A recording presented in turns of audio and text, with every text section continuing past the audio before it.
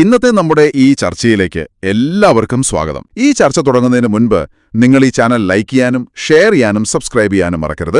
നിങ്ങളുടെ പിന്തുണ ഞങ്ങൾക്ക് വളരെ പ്രധാനപ്പെട്ടതാണ്. അപ്പോൾ ശരി, നമുക്ക് വിഷയത്തിലേക്ക് കടക്കാം. കാന്തപുരം അബൂബക്കർ മുസ്ലിയാർ മടവൂര് ശൈഖുനെ ആദരിച്ചു എന്ന് ഞാൻ പറഞ്ഞില്ലേ? ഇതുപോലെ ഇന്ന് നിലവിലുള്ള മശായിഖന്മാർ, ആ മശായിഖന്മാരെ അംഗീകരിക്കാൻ വർഷങ്ങളോളം അദ്ദേഹത്തിന് ആവശ്യം വരുമ്പോഴാണ് പോയി കണ്ടിട്ടുണ്ടല്ലോ. ഇന്നെന്താ അവസ്ഥ? കാന്തപുരം അബൂബക്കർ മുസ്ലിയാരെ ഇരുത്തി പഠിപ്പിച്ച് പല കാര്യങ്ങളും പറഞ്ഞു കൊടുത്തപ്പോ മൂപ്പരത് ഉൾക്കൊള്ളുന്നുണ്ടല്ലോ. ഇത് കേട്ടില്ല നിങ്ങൾ? ഇവിടെ ഭയങ്കര കോമഡി ഉണ്ടായി. ഈ ചങ്ങായിക്ക് തലക്ക് സുഖമില്ലാന്ന് ഞാൻ വെറുതെ പറയണല്ല. ഇപ്പൊ സുലൈമാണ്ടി എന്ന് പറഞ്ഞവന്റെ മശായിഖന്മാർപ്പെട്ട ആളുണ്ടല്ലോ, അയാള് പഠിപ്പിച്ചു കൊടുത്ത കാര്യങ്ങളൊക്കെ കാന്തപുരം അംഗീകരിക്കുന്നുണ്ടല്ലോ, ഇന്നലെ പറഞ്ഞതാ. എന്നാൽ കഴിഞ്ഞ കൊല്ലം ഈ വീഡിയോ ഓൻ പുറത്തുവിട്ട സമയത്ത് പുത്തനത്താണി എന്ന് പറഞ്ഞ എന്താ ഒക്കെ പഠിപ്പിച്ചു കൊടുത്തു, ഒരൊറ്റൊന്നും സ്വീകരിച്ചില്ല. മൂപ്പരൊന്നും അംഗീകരിക്കാതായിട്ട് പോയി. പിന്നെ എവിടുന്നാടോ പിന്നെ അംഗീകരിച്ച്? അതാ പറഞ്ഞ എനിക്ക് വട്ടാണ് എന്ന് പറഞ്ഞേ. കുതിരവട്ടത്തൊരു കുതിരോ ഇത് പ്രസംഗിച്ചാൽ കൂർമ്മല്ലേ? എൻ്റെ മുന്നേ കുത്തിറക്ക് കൂർമ്മ ഉണ്ടാവില്ല, എൻ്റെ ഒപ്പം കുത്തിറക്കണ സ്റ്റേജ് കുത്തിറക്കണ ആൾക്കാർക്ക് കൂർമ്മ ഉണ്ടാവില്ല. അന്ന് കാന്തപുരം അംഗീകരിച്ചിട്ടില്ലേ? പിന്നെ അതിന് ശേഷം പിന്നെ എന്നാ കാന്തപുരം അംഗീകരിച്ച്? അന്ന് പുത്തനത്താണെന്ന് പറഞ്ഞ കേട്ടോളി. ഇയാൾ പഠിപ്പിച്ചു കൊടുത്ത് അന്ന് അംഗീകരിച്ചില്ല, ഒക്കെ തള്ളിക്കളഞ്ഞ് എപ്പിസ്ഥാവ് നടന്നു എന്നാ അന്ന് പറഞ്ഞേ. ഇപ്പൊ പറഞ്ഞ എപ്പിസ്ഥാവ് പലതും അംഗീകരിച്ചിട്ടുണ്ട്. ഇതിലേതാ ശരി? ഇതൊന്ന് ആലോചിച്ച് നോക്കിയാ, സ്വന്തം പ്രസംഗം പോയി കേക്കടാ. ഒരൊറ്റ അറഫില്ലാതെ പഠിപ്പിച്ചു കൊടുത്തിട്ടുണ്ട്. എന്നിട്ട് അതൊന്നും പാലിക്കാതെ മൂപ്പരായിട്ടാണ് നടന്നു പോയി. കേട്ടില്ല? ഒരറഫും ഇല്ലാതെ പഠിപ്പിച്ചു കൊടുത്തിക്കണ ആര്? സുലൈമാണ്ടി എപ്പിസ്ഥാവിനെ. എന്നിട്ട് അതൊന്നും പാലിക്കാതെ മൂപ്പരായിട്ടാണ് നടന്നാണ്ട് പോയി, ഒന്നും സ്വീകരിച്ചില്ല. അതായത് കഴിഞ്ഞ കൊല്ലം പറഞ്ഞതാ, ഈ വീഡിയോ പുറത്തിട്ടുകാണ്ട് സുലൈമാണ്ടിന്റെ എപ്പിസ്ഥാവ് അംഗീകരിച്ചിട്ടില്ല, പഠിപ്പിച്ചു കൊടുത്തിക്കണ്, ഒന്നും സ്വീകരിച്ചില്ല, പാലിച്ചില്ല. ഇപ്പൊ ഇന്നലെ ഒന്നുകാണ്ട് വല്ല പറയാ കുറെ അംഗീകരിച്ചിട്ടുണ്ടല്ലോ. ഇതിന് ശേഷം ഇജ്ജ് പുത്തനത്താണിൽ നിന്ന് പ്രസംഗിച്ചതിന് ശേഷം പുത്തനത്താണിൽ നിന്ന് അംഗീകരിച്ചിട്ടില്ല എന്ന് പറഞ്ഞതിന് ശേഷം പിന്നെ എവിടെയോ എപ്പിസ്ഥാവ് അംഗീകരിച്ച്? അതാ പറഞ്ഞ വട്ടാണ്, വട്ടി തരണുണ്ടല്ലോ തലക്ക്. ഒരേ വിഷയത്തിലാണ് ഈ പറയണ്ടേ, നിഷേധിക്കട്ടെ അല്ലെങ്കിൽ ഏതാ അംഗീകരിച്ചത്, ഏതാ അംഗീകരിക്കാത്ത? അല്ലെങ്കിൽ എന്തിനു ഈ പുത്തനത്താണിൽ ഇങ്ങനെ പറഞ്ഞു അംഗീകരിച്ചിട്ടില്ല എന്ന് പറഞ്ഞു വന്നേ? പിന്നെ ഇപ്പൊ അംഗീകരിച്ചിട്ടുണ്ട് എന്ന് എന്തിന് കീശേരിന്ന് മാറ്റി പറഞ്ഞു?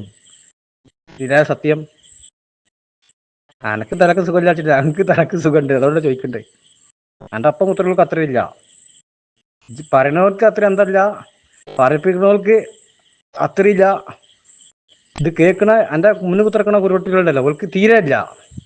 അതുകൊണ്ടല്ല ഇപ്പത്, അല്ലെങ്കിൽ മനസ്സിലാവൂലേ? അന്ന് എപ്പിസോഡ് അംഗീകരിച്ചിട്ടില്ല എന്നല്ലേ പറഞ്ഞിട്ട് നമ്മള്. ഇപ്പൊ എന്തായാലും ഇത് കേൾക്കുമ്പോൾ മനസ്സിലാവൂലേ അപ്പൊ അംഗീകരിച്ചിരിക്കുന്നുള്ള പറയണ്ടേ? അതിന് മൂക്ക് വേണ്ടേ? ഞാൻ ഈ പ്രസംഗം കേട്ടപ്പോൾ തന്നെ മനസ്സിലായി അന്ന് പറഞ്ഞേ. അന്ന് നമ്മൾ എടുത്ത് വെച്ചിനി, മനസ്സിലായ? ഫുള്ള് ഡൗൺലോഡ് ചെയ്ത് വെച്ച കണക്കാ. ഇപ്പൊ എങ്ങനെയുണ്ട്? മുദ്രാവട്ടത്ത് കൊണ്ടേക്കി എടുത്താ കഴിച്ചില്ലായി. അല്ലെ എന്ത് പറയാനാ? അങ്ങനെ ആലോചിച്ച് നോക്കി, ഇതിൽ പേതാ ശരി?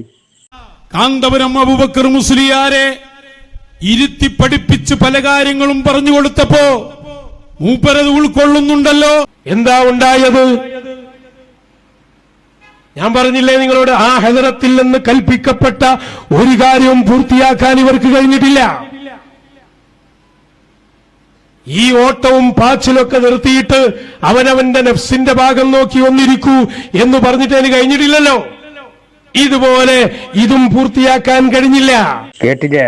ആ ഹദറത്തിൽ നിന്ന് കൽപ്പിക്കപ്പെട്ട ഒരു കാര്യവും പൂർത്തിയാക്കാൻ ഇവർക്ക് കഴിഞ്ഞിട്ടില്ല, എപ്പിസ്ഥാന് കഴിഞ്ഞിട്ടില്ല എന്ന് പറഞ്ഞേ. ഇന്നലെ അവിടുന്ന് പഠിപ്പിക്കപ്പെട്ട ഒരുപാട് കാര്യങ്ങൾ എപ്പിസ്ഥാദ് അംഗീകരിക്കുന്നുണ്ടെങ്കിൽ പൂർത്തിയാക്കൂലോ ചങ്ങായിയെ? ജനല പൂർത്തീകരിച്ചിട്ടില്ല എന്ന് പറഞ്ഞേ, നടപ്പിലാക്കിയിട്ടില്ല, അംഗീകരിച്ചിട്ടില്ല. അതൊന്നും മെയിൻ്റെ ചെയ്യാതെ ഉസ്താദ് അങ്ങോട്ട് നടന്നു, സ്വീകരിച്ചിട്ടില്ല. തള്ളിക്കളഞ്ഞു എന്നല്ല പറഞ്ഞതിനർത്ഥം. തള്ളിക്കളഞ്ഞ പിന്നെ അംഗീകരിക്കലുണ്ടാവുമോ? അപ്പൊ ഏതെങ്കിലും ഒന്ന് കളവാണ്. ഒന്നുകൂടെ കഴിഞ്ഞ കൊല്ലം പറഞ്ഞ കളവ്, അല്ലെങ്കിൽ ഈ കൊല്ലം പറഞ്ഞ കളവ്, രണ്ടും കൂടി സത്യം ഉണ്ടാവില്ലല്ലോ.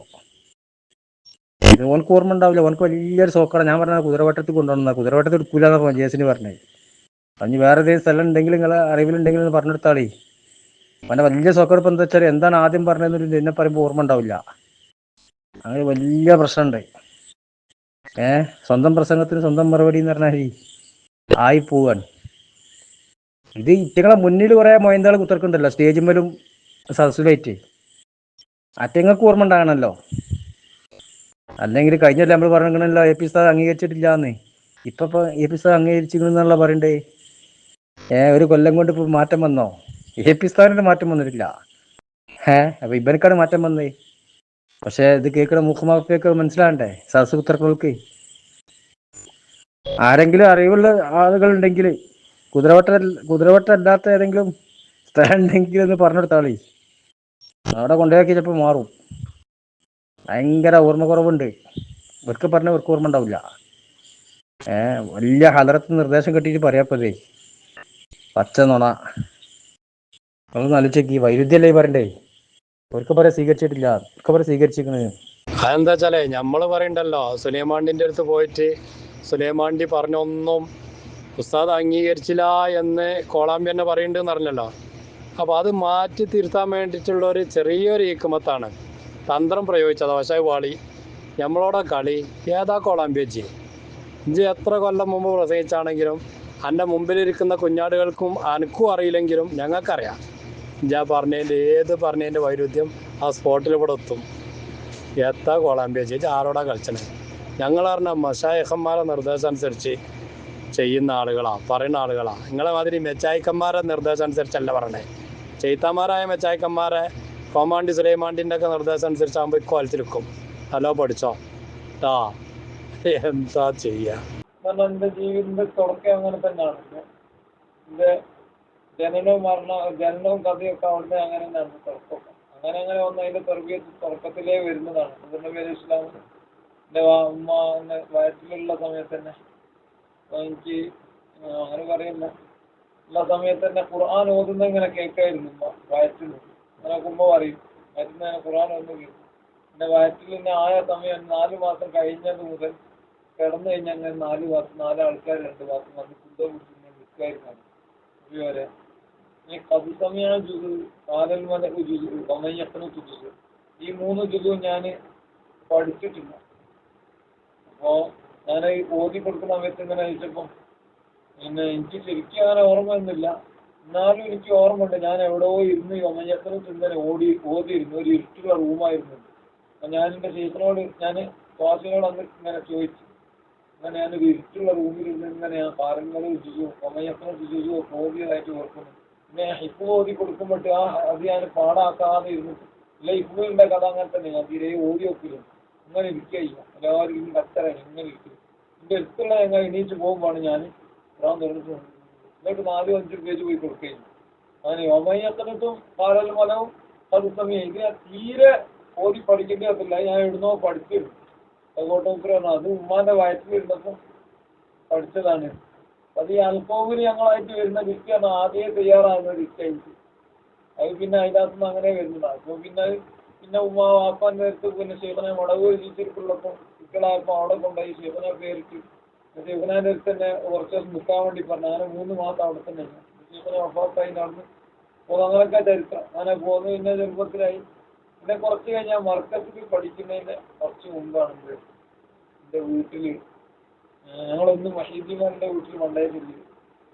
ഡൽഹി കൊണ്ടിരിക്കുമ്പോൾ ഒരാൾ വരുന്നു. വലിയ പ്രായമാണ്.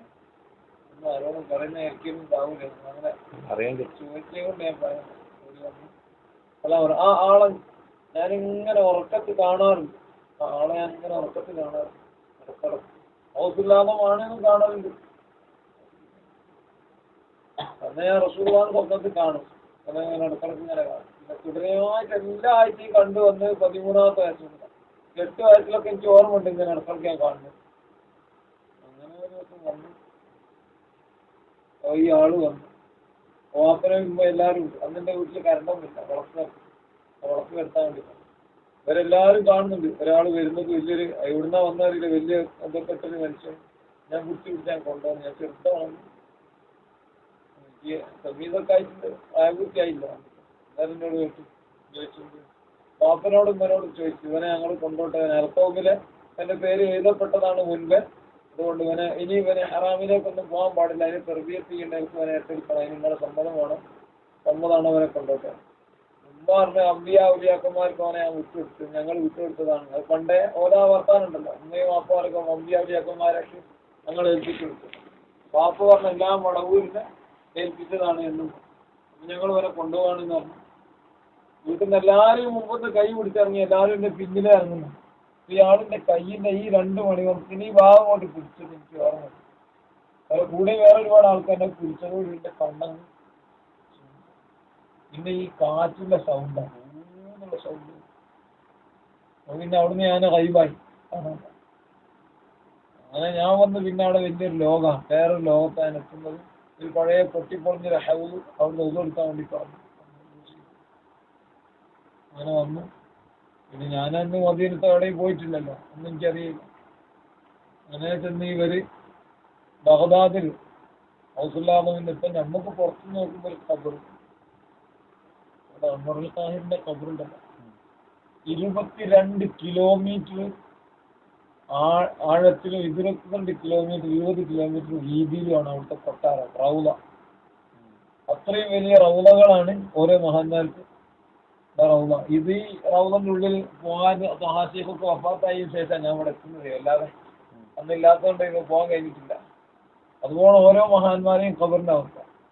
അതിലാണ് ഇവരെ ആരും ബഗ്ദാദിൽ ഔസുല്ലാമിന്റെ ഖബറിന്റെ ഉള്ളിലേക്ക് അവിടെ കൊണ്ടുപോയി അതിന്റെ ഉള്ളിലിരുത്തി അവിടുന്ന് കുറച്ച് ഖുർആൻ ഓതാൻ വേണ്ടി പറഞ്ഞു. ഞാൻ ഇന്ന് കുറച്ചങ്ങനെ ഖുർആൻ ഓതി. പിന്നെ അവിടുന്ന് കൊണ്ടുവന്ന വലിയ ഇതാണ് വലിയ സംഭവം. അവിടുന്ന് കൊണ്ടുവന്ന് റൗദന്റെ എത്തി. അന്ന് അവിടെ നിന്ന് സംസാരിക്കും. അപ്പൊ ഈ ആളിങ്ങനെ ഇരുന്നിട്ട് നേരെ റൗദയിലേക്ക് ഇരുന്നിട്ട് ഇങ്ങനെ സംസാരിക്കാം. നിങ്ങളിന്റെ കൂടെ വരികയാണെങ്കിൽ ഏതേ മക്കാമ് പോവുകയാണെങ്കിൽ സംസാരിക്കുകയാണെങ്കിൽ ശരിക്കും കേൾക്കാം. ഖബറിന്റെ ഉള്ളിൽ നിന്ന് സംസാരിക്കുന്നതുകൊണ്ട് ഇയാളുണ്ടായിരുന്നു കേട്ടപ്പോ, ഇയാളുണ്ടായിരുന്നു അല്ലേ? ഖബറിന്റെ ഉള്ളിൽ നിന്ന്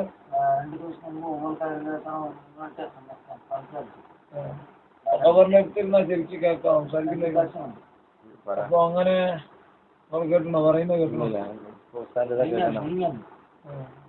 അപ്പൊ അങ്ങനെ മിനിയാന്ന് ഞാൻ അവിടെ പോയ സമയത്ത് അല്ലാതെ എന്റെ കൂടെ ഉള്ളവർക്ക് എ പി ഉസ്താനൊക്കെ അറിയാം, ഉസ്താനിന്റെ എല്ലാ കഥയും അറിയാം, ചെറുപ്പത്തിലേ അറിയാം. ഉസ്താനെ പറയണ ഞാൻ 4 കൊല്ലം തിന്നത് അവിടെ ചെലവ് കൂടിച്ചു. അങ്ങനെ അവിടെ ചെന്ന് അവിടെ ഇരുന്ന് അന്ന് എനിക്കൊന്നും അറിയാത്ത കാലമാണ്. ഞാൻ അങ്ങനെ വിറയ്ക്കാണ് ഈ മഹാൻ നിർത്തി ഇരുന്നിട്ട്. എനിക്ക് ആദ്യം ജീവിതത്തിൽ അപ്പൊ നിന്റെ ഉമ്മയും വാപ്പയും ഭയങ്കര കത്തരായി വീട്ടിൽ. ഈ അല്ലേ ആർക്കോ വിട്ടുകൊടുത്തു എന്ന് പറഞ്ഞു, നിങ്ങളല്ലേ പറഞ്ഞേ, ഇന്നലോട്ട് കൊണ്ടുപോയിട്ടുണ്ടാവും എന്നുള്ളവർക്ക് അവിടെ ലോക കത്തറ വലിയ മറ്റേ ക്ലാസ്സിലായിട്ടൊക്കെ കാറ്റടിച്ച് കത്തിക്കുന്നു. അതെല്ലാം കത്തിച്ച് എല്ലാവരും ലോക തെരയല നാട്ടിലൊക്കെ, പള്ളിയിലും മദ്രസയിലും സ്കൂളിലും എല്ലാവരും തെരയാം. ഫുള്ളായിട്ട് എല്ലാവരും നാട്ടുകാരൊക്കെ ഇറങ്ങിയിട്ട് തെരയാം. ഓലെല്ലാവരും കത്തറ 1.5 മണിക്കൂർ ആ ഒരു അനുഭവം പറയുന്നത്. എനിക്ക് 4-5 ദിവസത്തെ ദൈർഘ്യത്തിലുള്ള കാര്യങ്ങൾ എനിക്ക് അന്നേരം നടന്നിട്ടുണ്ട്. അതുകൊണ്ട് ഇവരിങ്ങനെ എന്തോ മുസ്ലിമാനോട് റൗദം വെച്ചിരുന്നിട്ട് ഈ ആളിങ്ങനെ സംസാരിച്ചു, എന്തോ എഴുതുന്നുണ്ട്. എന്തെങ്ങനെ പിടിച്ചിട്ട് അവരിങ്ങനെ നെഞ്ഞിലേക്ക് ഇങ്ങനെ അടുപ്പിച്ചു. ഇങ്ങനെ അടുപ്പിച്ച സമയത്ത് ഞാൻ എൻ്റെ നേരെ കണ്ടുപോകുന്ന റൗദന്നെ. അപ്പൊ ഹബീബിനെ ശരിക്കും കാണുക. അതിനുള്ളിൽ നിന്ന് ഇങ്ങനെ ഒരു വലിയ നൂറാനിയത്തിൽ ഇങ്ങനെ വരുന്നതിൻ്റെ ഇടയ്ക്ക് ഇങ്ങനെ ഒരാൾ അങ്ങ് ഇരുന്നിട്ട് തിരിക്കുന്നതായിട്ട് എന്തോ ഒന്ന് കൈ ഇങ്ങനെ. അപ്പൊക്കെ പിന്നെ അവര് എന്നെ മാറ്റുകയും ചെയ്തു. ഇവരെ കണക്ഷൻ അങ്ങ് പോയപ്പോ പിന്നെ ഒന്നും കാണുന്നില്ല. അതിങ്ങനെ കറക്റ്റ് തട്ടിയപ്പോൾ കണ്ടതാണ്. അവര് തട്ടല് വിട്ട് ഞാൻ കാണിച്ചില്ല. അവിടുന്ന് എൻ്റെ തുടങ്ങുന്ന അവിടുന്ന് എന്തിന് ഇത് സൂറത്ത് ശൈത്താന്റെ സൂറത്തിൽ എന്ത് വരാൻ പാടില്ല, ഒന്നും ഉണ്ടാകാൻ പാടില്ലല്ലോ. അത് അവിടെ അസൂല് ഉറപ്പിക്കണം. അവിടുന്നാണ് ഇത് തുടങ്ങി. പിന്നെ ഓരോ മഹാന്മാർ പിന്നെ ജംഗൽ ഷെയ്ഖ് എന്ന് പറഞ്ഞ ഷെയ്ഖ് അന്ന് തർബീയത്ത് ചെയ്തു. പിന്നെ അവര് വഫാത്തായി. പിന്നെ അതിന് ശേഷം പിന്നെ അവരെ വഫാത്തായ ശേഷം ഒരു കൗറൂസ് വേറെ ഒരു മഹാനുണ്ട് മിസ്രിൽ, അവര് തർബീയത്തായി. ഇത് വഫാത്തായി. പിന്നെ ത്വഹാ ഷെയ്ഖ് വഫാത്തായപ്പോൾ ഹസൻ ബഗ്ദാദി എന്ന് പറഞ്ഞ ഷെയ്ഖ് ഇതുവരെ തർബീയത്ത് ചെയ്തു. ഇപ്പൊ അവരെന്നെ നക്കൽ ചെയ്തിരിക്കും, കർത്തവ്യം നക്കൽ ചെയ്തിരിക്കുകയാണ്. ഇപ്പൊ തർബീയത്ത് വരെ കറക്റ്റില്ല. ഇല്ലെങ്കിൽ ആകെ ഭയങ്കര വിഷമത്തിലാണ്. ഇല്ലെങ്കിൽ എന്ത് ഹറക്കത്ത് ചെയ്യണമെങ്കിലും അവിടെ നമുക്ക് നമ്മളല്ലാതെ ചെയ്യലേ